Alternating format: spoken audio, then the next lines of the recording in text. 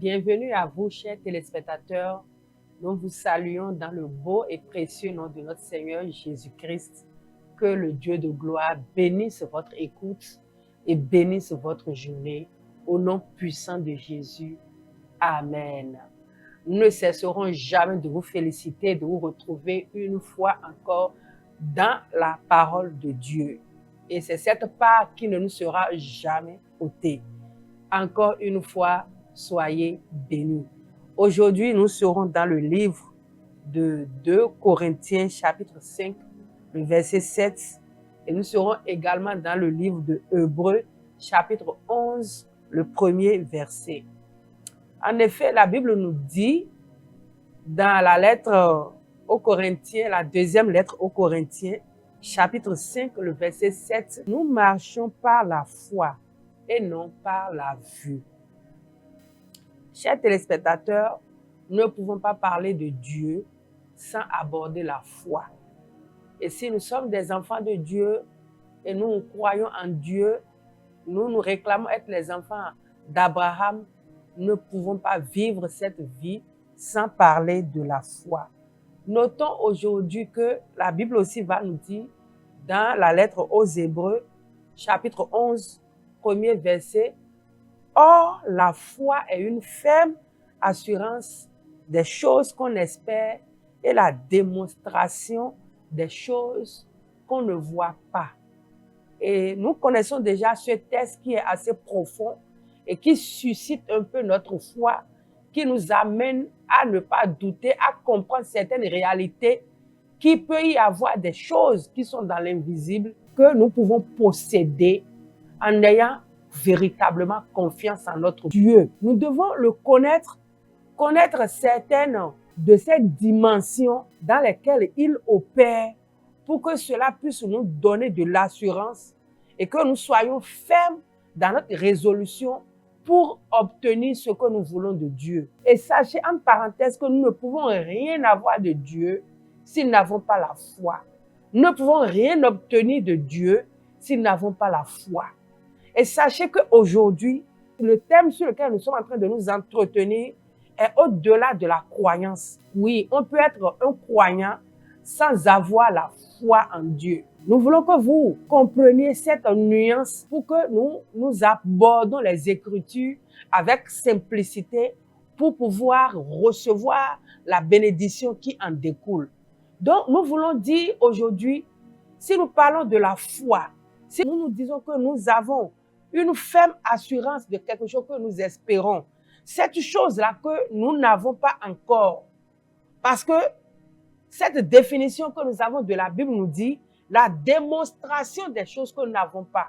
Et ces choses que nous n'avons pas, nous les espérons que Dieu, notre Sauveur, celui que nous adorons, va nous apporter ces choses dans sa toute puissance et dans sa toute suprématie, dans sa souveraineté, nous voulons dire.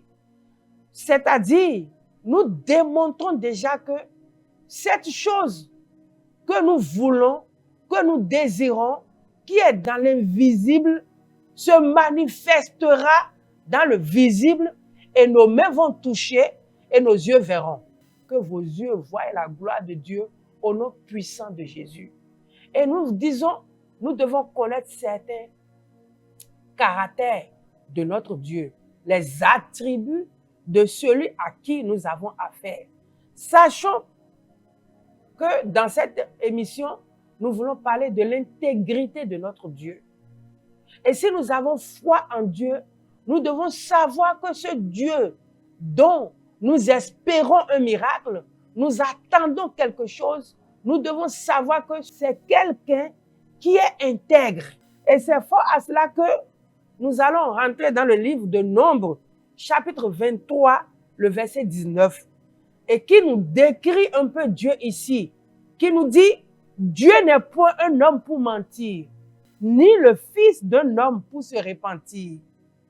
Ce qu'il a dit, ne le fera-t-il pas? Ce qu'il a déclaré, ne l'exécutera-t-il pas ?» C'est des points d'interrogation. Donc, nous devons savoir, dans nos reformulations de prière, dans nos requêtes devant le Seigneur, dans l'attente d'un miracle de la part de notre Seigneur Jésus-Christ, nous devons savoir que celui à qui nous avons affaire, c'est un intègre. C'est un Dieu intègre.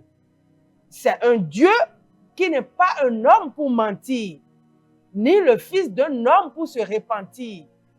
Et ce qu'il dit, il accomplit. Nous devons soutenir notre foi par ce caractère de notre Dieu, à savoir que celui devant qui nous sommes, celui à qui nous adressons nos requêtes, celui en qui nous espérons, c'est un intègre. Et quand il dit quelque chose, il l'accomplit. Et nous devons nous appuyer sur la parole et reformuler nos requêtes de prière et avoir cette assurance devant lui que ce que nous demandons, il nous l'accordera si ce que nous voulons est en accord avec sa parole. Parce que la Bible va nous dire que Dieu lui-même place sa parole au-dessus de lui et il n'a pas quelque chose de plus grand à jurer que de jurer lui-même sur sa parole pour dire « Je le ferai, je l'accomplirai et je prendrai soin de vous. Je ne vous oublierai pas, vous êtes mes enfants. » Et que s'il arrivait qu'une mère qui allaite peut oublier son enfant, moi l'Éternel, je ne vous oublierai pas. Je ne vous abandonnerai pas. Je serai avec vous. Nous devons nous appuyer sur ces promesses de Dieu et savoir que il est un Dieu intègre. Il ne ment pas, il ne se répand pas et il ne va pas dire non. Et ce n'est pas un Dieu méchant, c'est un Dieu bon. Simplement. Donc nous vous invitons à tenir ferme dans les moments difficiles, dans les moments d'affliction, dans les moments de longue attente ou dans les moments où nous pensons que Dieu est dans un silence et qu'il n'a pas et qu'il ne sait pas encore prononcer, nous devons lui faire confiance en disant « Je connais ce Dieu, il est intègre. » C'est un Dieu d'intégrité. Et qu'est-ce que le dictionnaire va nous dire par rapport à l'intégrité? L'intégrité, c'est la droiture, c'est l'équité, c'est l'honnêteté, c'est l'honorabilité, c'est l'incorruptibilité, c'est la justice, la probité et la respectabilité. Nous allons ajouter la vertu. C'est un Dieu honorable et qui fait justice à ses enfants. Nous devons savoir et garder en nous que notre Dieu a ses attributs en lui. Et à coup sûr, il nous fera justice. À coup sûr, il nous fera le droit, il nous accordera la droiture.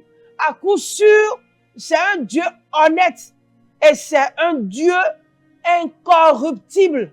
Si nous sommes conscients et convaincus que notre Dieu a ses qualités, alors nous avons de l'assurance devant lui.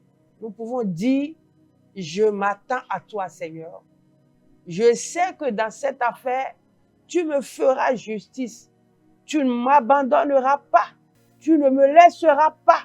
Tu es aussi honorable que tu ne m'abandonneras pas. Donc, nous voulons vous exhorter, chers téléspectateurs, à avoir confiance en Dieu, à savoir dissocier notre foi de la croyance pour dire non, je crois. Non, si le Seigneur fait, je vais voir. S'il ne le fait pas, d'accord, ce n'est pas ça. C'est une ferme conviction et de savoir celui en qui nous espérons ce miracle, c'est un Dieu juste, c'est un Dieu qui est intègre et il nous fera promptement justice. C'est un Dieu honnête et c'est un Dieu incorruptible. La corruption n'est pas en lui. C'est un Dieu qui a l'impartialité en lui. Donc, il viendra à coup sûr à notre secours. Chers amis, nous voulons encourager quelqu'un. Nous voulons vous dire, ayez les regards fixés sur Dieu. Tel qu'une servante espère en sa maîtresse et un serviteur en son maître. Ayez les regards sur Dieu. Le secours viendra de l'Éternel. Restez bénis. Que le Seigneur vous garde. Et nous allons prier pour un téléspectateur pour dire, oh Jésus, mon Dieu, mon roi, mon Seigneur, mon Sauveur, nous comprenons que tu es un Dieu intègre, tu es un Dieu honnête, tu es un Dieu juste. Et que quand le juste crie à toi, tu lui fais justice, tu ne l'abandonnes pas. Seigneur, nous soutenons notre foi par ton caractère intègre que tu as, que tu nous feras justice et que tu n'es point un homme pour mentir, ni le fils d'un homme pour se repentir. Et ce que tu as dit, tu l'accompliras. Ce que tu veux faire, tu le feras. Merci Jésus, parce que le miracle est possible. Merci pour ta grâce dans nos vies, pour ta grâce dans la vie de nos téléspectateurs. Merci parce que tu les as déjà exaucés. Au nom puissant de Jésus. Amen.